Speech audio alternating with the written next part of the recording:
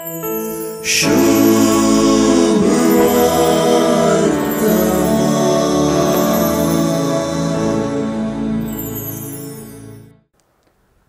शिसांचे पाय धुवन जातस जेजून सांगलेली उतरां आपल्या बापाचे वर्तेपण परगडतात.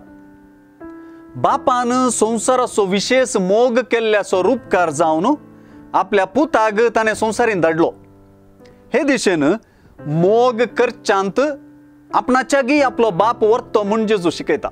अशें बापान धाडलोलो जेजू आपुणूच बापाचो मोग म्हूण कळीत करता. देखूनच बापा आनी पुता मदल्या मोगाचे एकामेकापण सुवार्थेंत दरदर म्हूण दिसता.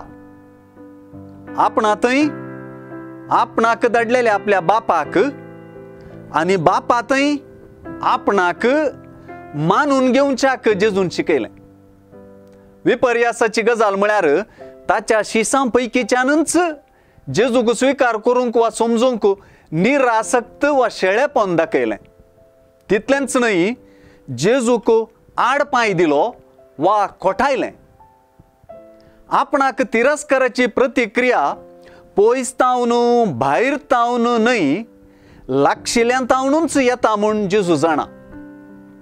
जाचेर हांव पातयेव नासलो, जाणें म्हजो उंडो खेल्लो, तो म्हजो इश्ट लेगून म्हजेर आपली खोट उबारता म्हणलीं किर्तनकाराची उतरां जेजू वापरतना आपणाक आपल्या शिसानच तिरस्कार करची गजाल ताका पयलींच कळीत आसली म्हणच्या की ती पवित्र पुस्तकांत व्यक्त जाल्ली प्रवादीय गजाल म्हणून आनी ती साल्वांसांवाच्या चरित्राच्या मिस्तेराचो वांटो म्हणून सुवार्ता समजयता.